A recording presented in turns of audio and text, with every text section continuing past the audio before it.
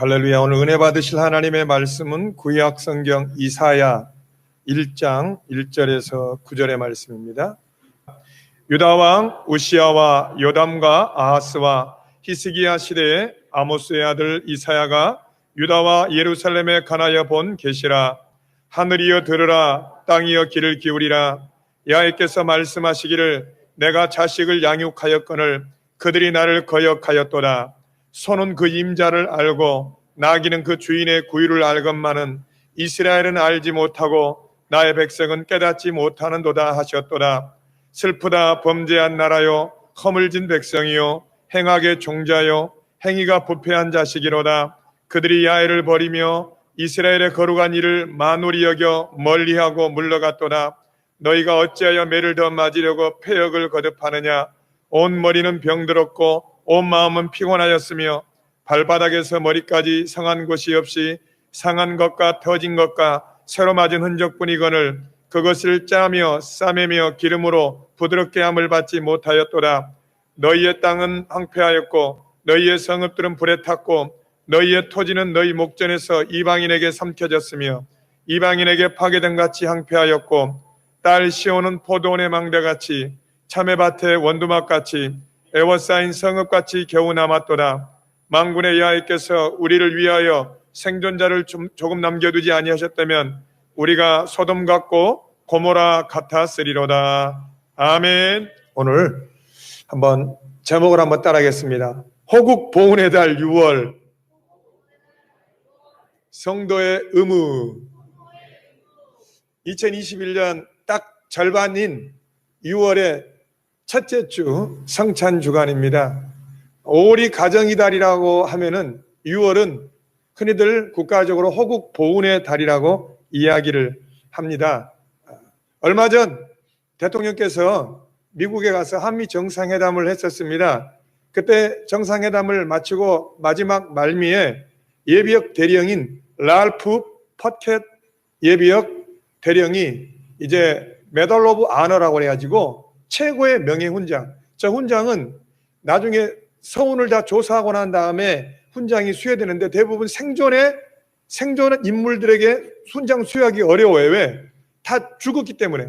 근데 70%는 죽고 난 이후에 미망인이라든가 후손들이 받게 되는데 이 랄프 퍼켓 예비역 대령 이 훈장을 받았는데 6.25 때 청천강 고지 205고지에서 전투하면서 본인이 사명을 감당하면서 자기가 부상을 입어 철수 명령을 내렸지만은 부하들이 그 명령을 거부하고 그 육군 랄프 퍼켓 중위를 끌고 가서 살리고 나중에 이분이 월남전에도 참여했는데 이분이 일본 땅에 있을 수도 있는데 한국 땅으로 지원해서 휠체어를 타고 지금 남녀 군인이 휠체어를 밀고 잡고 있는데 훈장 수호를 받을 때는 군인으로서 이 군인의 가오를 잡기 위해서 그 떨리는 노구에도 불구하고 떨면서 그 훈장 서원을 읽으면서 훈장 수여하는 모습. 그 다음에 미국의 대통령이 반무릎을 꿇고, 우리 대통령은 약간 화장실 자세예요.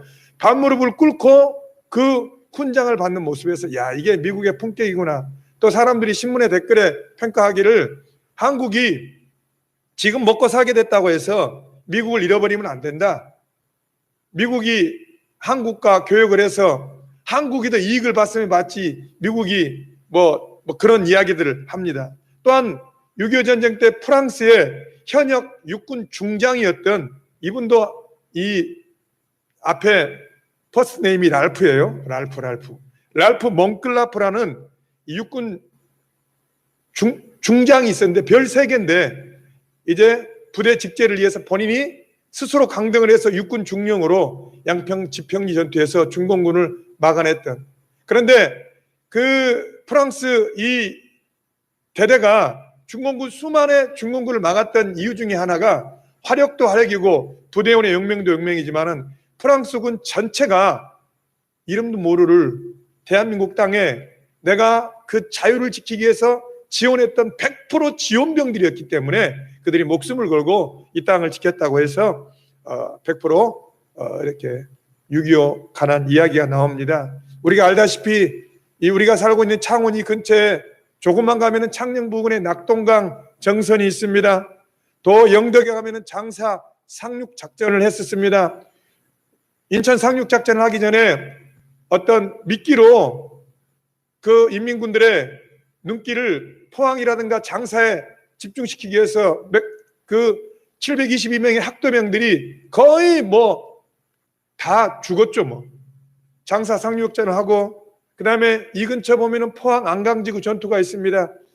참 6.25라는 엄청난 전쟁을 통해서 우리나라와 북한의 인명피해도 인명피해지만은 정말 한반도 극동아시아의 작은 나라의 그 땅의 자유를 지키기 위해서 약 4만 명의 유엔군이 전사했고 10만 명의 유엔군들이 부상을 당했어요.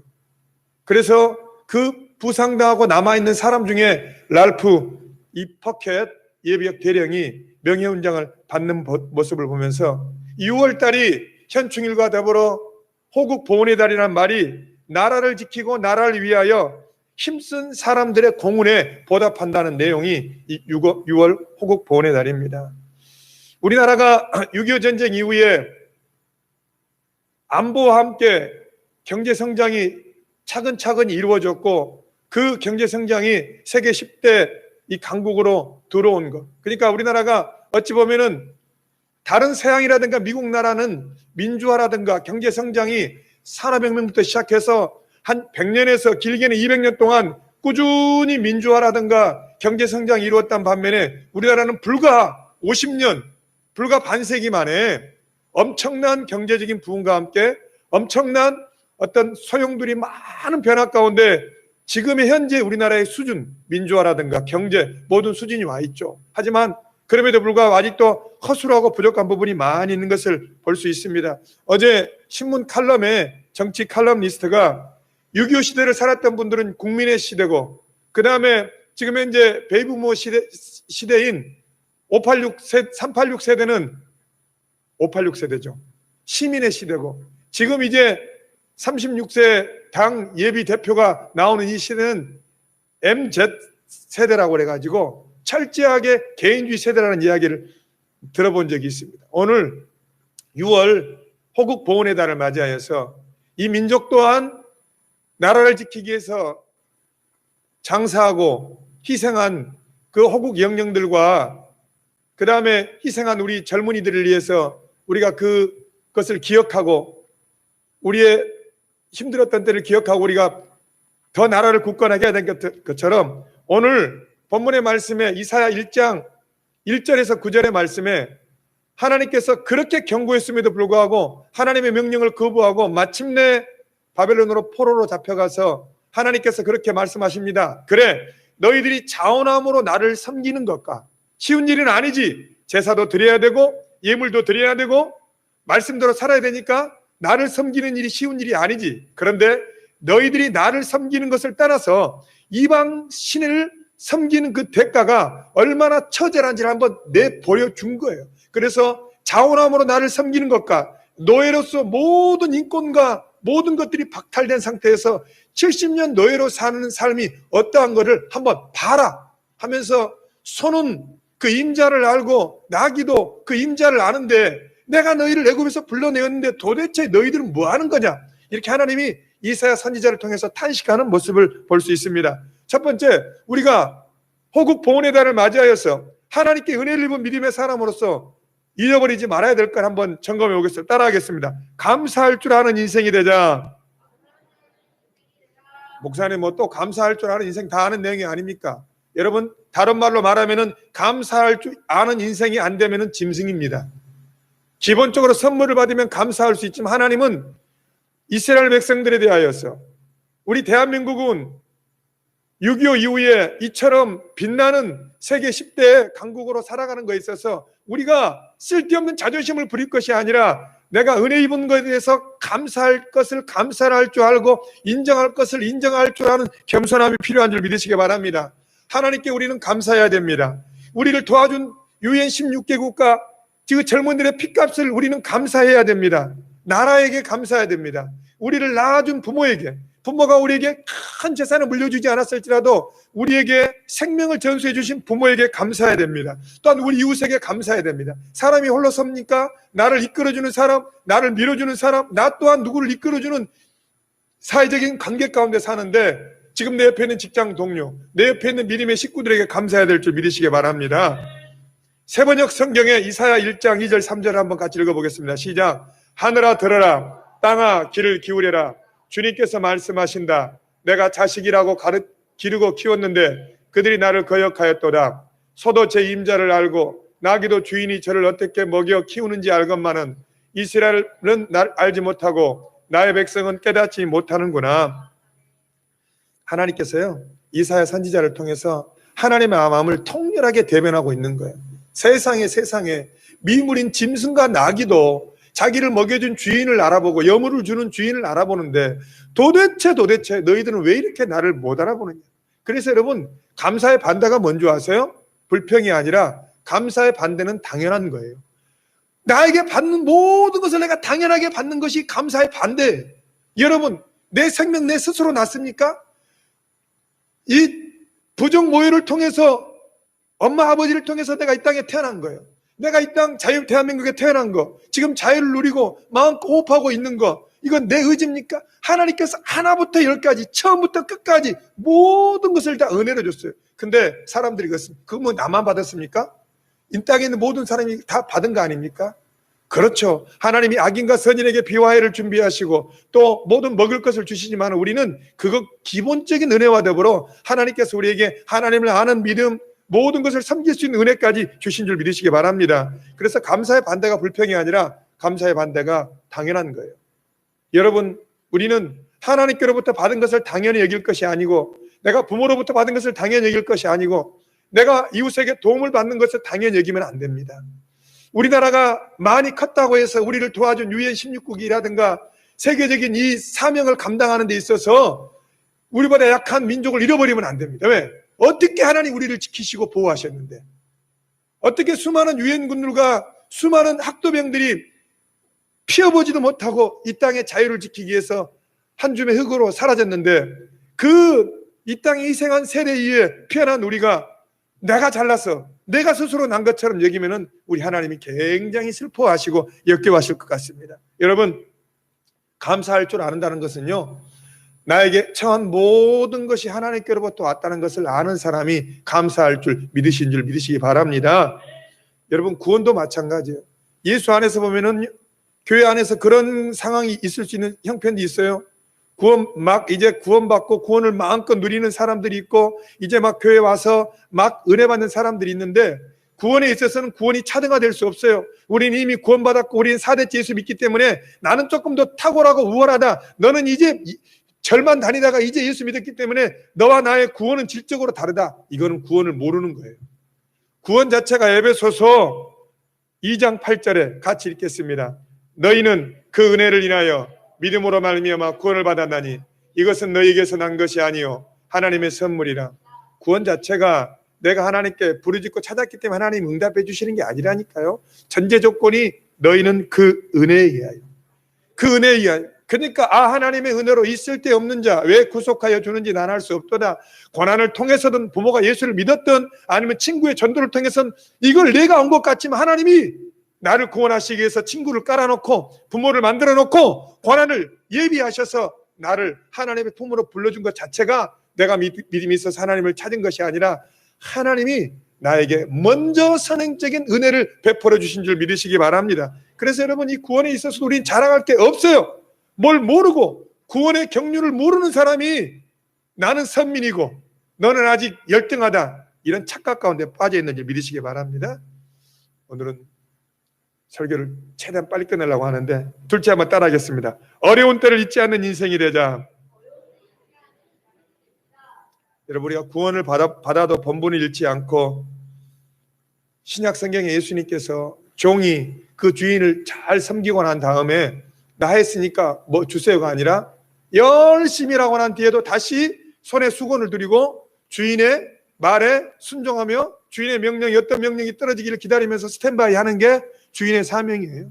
우리는 교회 안에서 힘들고 어려웠을 때 내가 하나님께 은혜를 구하고 하나님께 큰 복을 받아서 이쯤 되었으니까 이제는 내가 지시하는 상태, 내가 누구한테 가르치는 게 아니라 끊임없이 내가 목사가 되었음에도 불구하고 장로님이 되었음에도 불구하고 신앙의 경륜이 있음에도 불구하고 또다시 종의 자세를 취하면서 수건을 두르고 주여 말씀하옵소서 종이 듣겠나이다. 이 어려운 때를 기억하는 저 여러분 되시기를 바랍니다. 성경에 수없이 하나님 잊지 말라고 그래요. 그 은택을 잊지 말라. 어려웠던 시절, 힘들었던 시절을 잊지 말라고 합니다. 하나님이 예레미야를 통해서 이스라엘 백성들을 향해서 이런 말씀을 하고 계세요.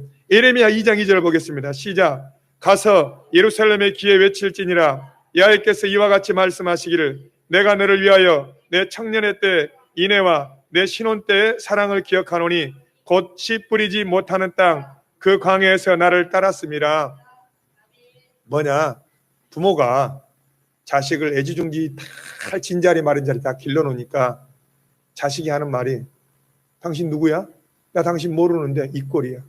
하나님께서 이스라엘 백성들을 인애의 때, 신혼의 때, 너와 나의 사랑과 인애의 때, 신혼의 때가 언제냐면 광야, 40년 광야 생활이 하나님과 신혼의 때, 인애의 때라고. 왜? 그때는 앞뒤 좌우 사방 위아래 바라볼 것은 하나님밖에 없거든.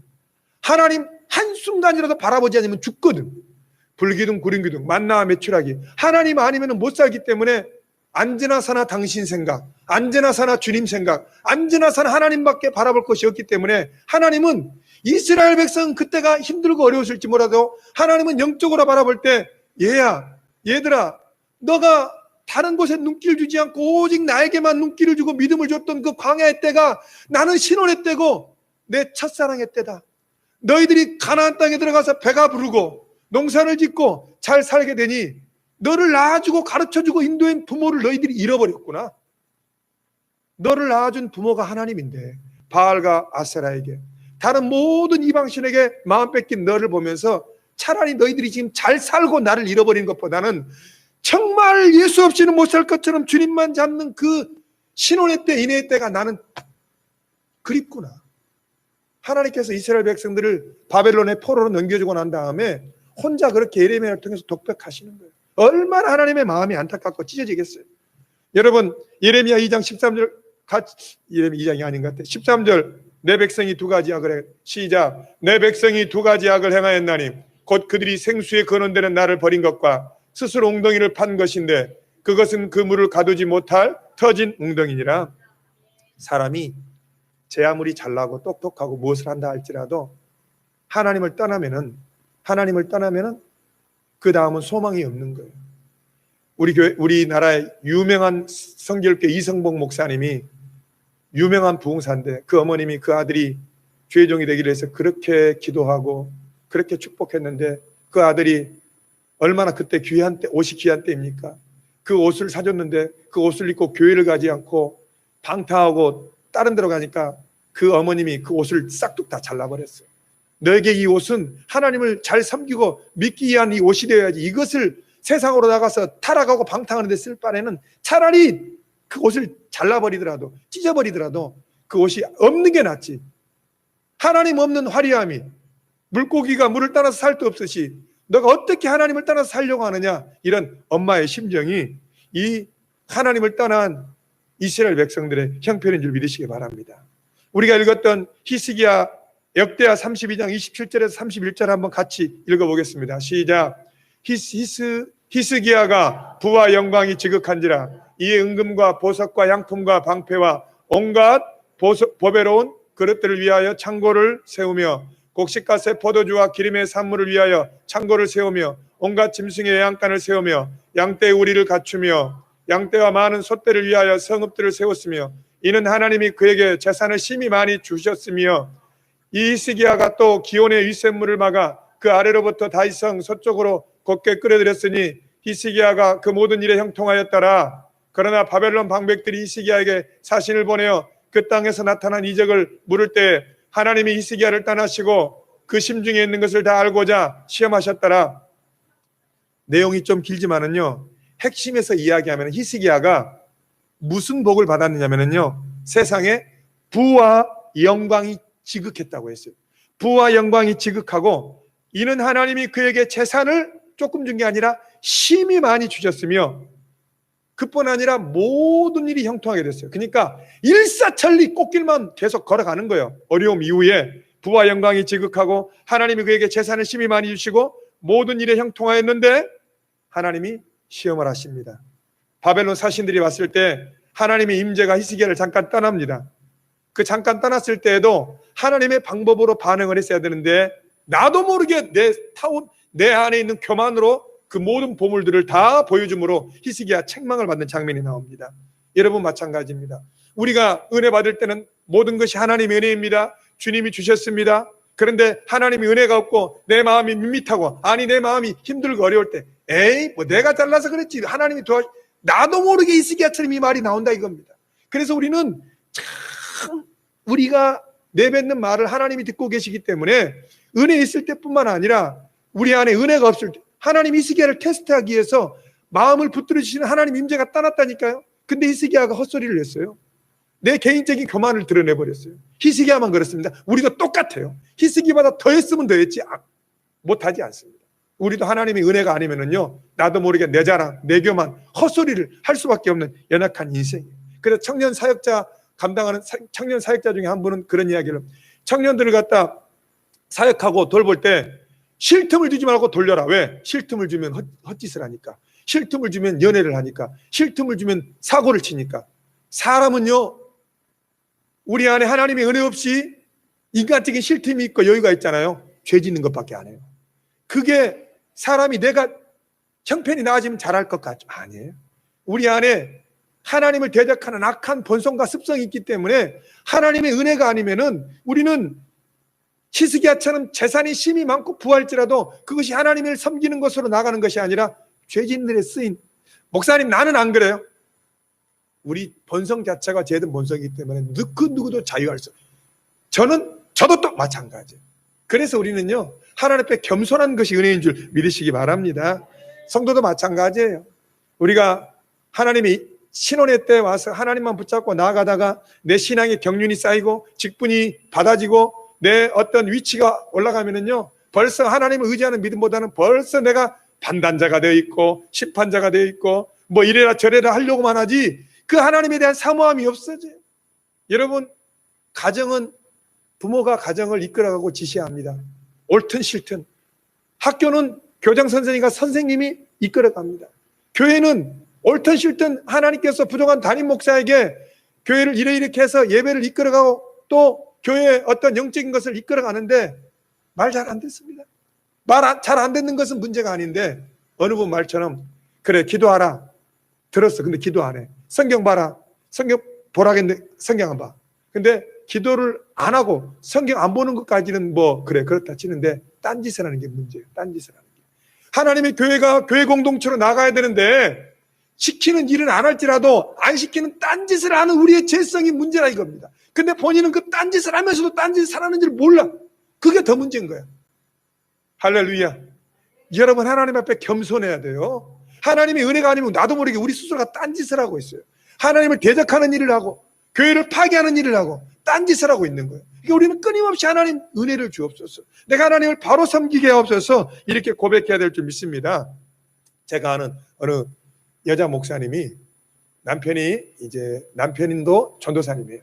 근데 그 여자 목사님이 서울에 개척교회를 했는데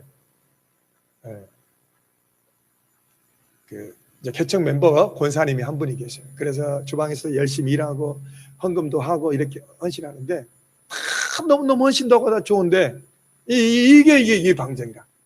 입으로 그냥 툭툭 물론 뭐 사람이 말도 못하고 살 수는 없잖아요. 말을 하는데 약간 그 여자 목사님이 보니까 본인보다 나이가 어리니까 약간 그러니까 친구 대하듯이 아랫사람 대하듯이 툭툭 말을 던져. 근데 그 여자 목사님이 다 참았어 그건. 왜?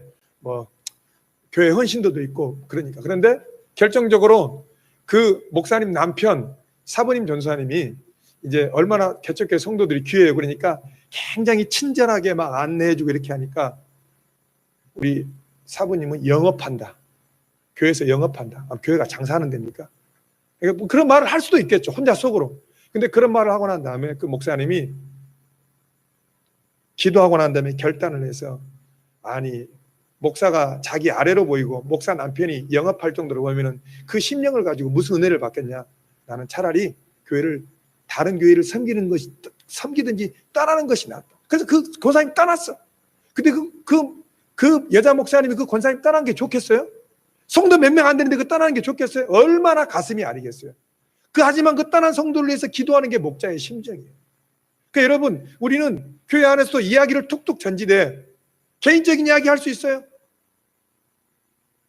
그런데 그 이야기가 교회에 대한 일이라든가 하나님 나라에 관해 있어서 그 이야기가 은혜가 안 될 경우에는 그거는요, 저라도 가슴 아프지만 뽑아낼 수밖에 없는 거예요. 왜? 끝까지 품고 나가야 되죠.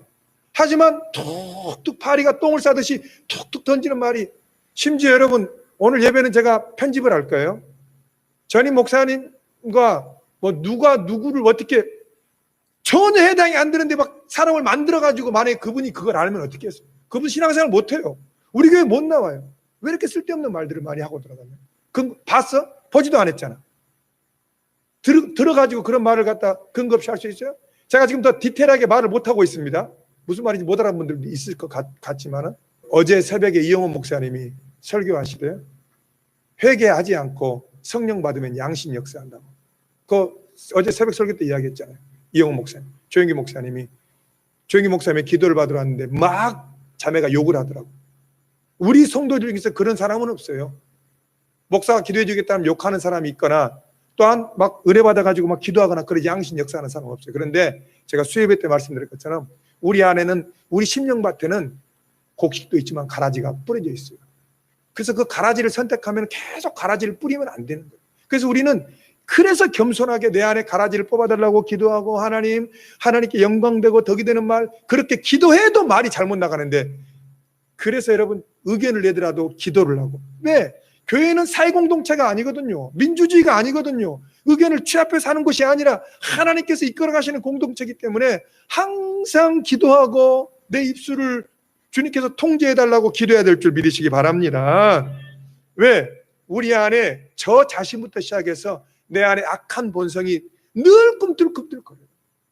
그분처럼 욕과 이렇게 성령의 말을 같이 안 하지만, 우리는 욕은 안 할지라도 언제든지 우리가 남을 비아냥하는 말, 함부로 교회에 대해서 이야기하는 말, 교회는 거룩해야 돼요. 할렐루야. 세 번째 따라하겠습니다. 베풀고 나누며 주는 축복의 인생이 되자. 여러분, 세계 선교헌금 여러분 동참해 주셔서 감사합니다. 한 절반은 저에게 무명으로 해주셨어요. 절반은 무명으로 해주셨어요. 헌금 액수가 여러 가지 나중에 제가 말씀드리겠지만, 어제 거창교회 이바울 목사님 저에게 전화가 왔어요. 작년에 경남 지방의 38개 교회에 그 거창교회 제가 알기로 빚이 있거든요. 아직 많이 있거든요. 건축헌금 때문에. 거창교회 이바울 목사님은 사례비도 안 받고 사역하는 걸로 알고 있습니다. 교회가 빚이 있기 때문에. 저 개인적인 정보예요. 작년에 교단에 코로나로 인해서 후원금을 500만 원을 내놓으셨어요. 올해도 보니까 380만 원을 내놓으셨더라고요. 물론 우리 교회는 해당이 안 돼요. 수요 해당이 안 되는데, 어제 저한테 전화를 주시면서 하는 말이, 이 목사님, 작년에도 우리가 헌신을 했고 올해도 380만 원 했는데 굳이 그 사정을 이야기하자면 내가 그 사정을 알잖아요. 그런데 내가 하나 좀 걱정되는 건 있네.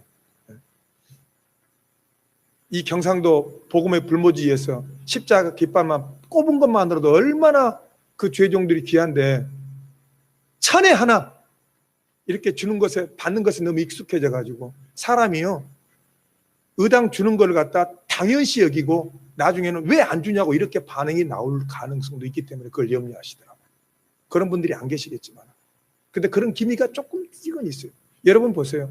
저 여러분들도 감사의 반대가 당연이라고 했는데 당연히 받다가 안 주잖아요. 왜 안 주냐고요. 사람 심리가 그래요. 우리 안에 죄성이 그래요. 목회자도 그래요. 그래서 우리는 겸손하게 주는 것은 감사함으로 받을 줄 알아야 되고, 그것을 인정할 줄 아는 은혜가 있어야 될 줄 믿으시기 바랍니다. 여러분, 그래서 시편 기자는요, 야훼께서 내게 주신 은혜를 내가 무엇으로 보답할꼬. 여러분, 우리는 동일하게 세계 선교 헌금에 다 동참할 수는 없어요. 여러분, 내가 우리 교회 안에서 내가 무엇을 줄 수 있는 생, 저는요 너무너무 그 부분에서는 행복해요. 나와 우리 순복음 창원교회가 뭐 큰 떼부자는 아니지만 줄 수 있는 교회라는 게 너무 감사해요. 좀 힘에 지나칠 정도로 우리 교회가 선교하고 돕는 일에 많이 앞장서는데 저는 우리 교회가 줄 수 있는 교회라는 게 너무 행복해요. 여러분, 제가 단언합니다. 여러분 무슨 뭐 주머니를 털라고 한 게 아니라 여러분 일생을 사는 동안 받는 인생보다는 주는 인생 되시기 바랍니다. 여러분 누가 주면은 받으세요. 내 자존심 때문에 갚으려고 하지 마세요. 하지만 받되 나도 내가 무언가는 줄 수 있는 인생이 되시기 바랍니다. 내가 물질을 줄 수 없어요. 하지만 기도는 줄 수 있어요. 내가 다른 것은 줄 수 없어요. 하지만 미소는 줄 수 있어요. 내가 다른 또 것은 줄 수 없어요. 하지만 내가 기도는 줄 수 있어요.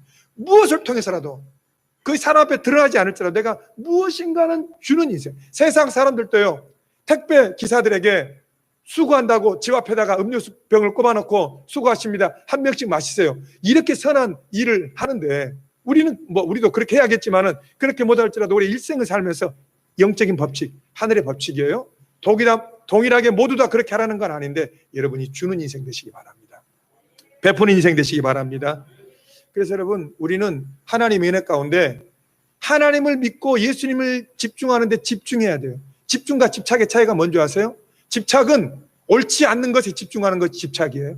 집중은 뭐예요? 옳은 것, 바른 것에 집중하는 것이 집중이에요. 우리는 예수 그리스도께 십자가에 실은 이 모든 것을 우리 예수님께서 우리 위해서 예비하시고 온몸을 주시고 피 흘리시고 구원을 하러 가셨는데 그 예수님께 집중하며 나아갈 때 세상에 한 나라도 호국 보훈의 달을 맞이해서 호국 영령들을 기리고 현충원에 가서 참배를 하고 뭐 이렇게 하는데 하나님께서 대한민국 호국 보훈의 달뿐만 아니라 우리를 위해서 예수를 예비하시고 구원을 주시고 우리에게 모든 것을 하러 가셨는데 이스라엘 백성들이 그 하나님 잃어버렸던 것처럼 우리도 어느 순간 신앙적인 교만이 올라오고 판단자가 되어서 그 하나님의 인을 잃어버리고 내가 주인 노릇하고 뭐 이렇게 하는 그런 것들을 다 내려놓고 하나님 앞에 겸손히 야훼께서 내게 주신 은혜를 내가 무엇으로 보답할까 고백하며 호국 보훈뿐만 아니라 하나님의 은혜에 보답하는 저 여러분의 인생이 되어질 때 하나님께서 여러분들 더 축복하신 은혜가 있을 줄 믿으시기를 축복합니다.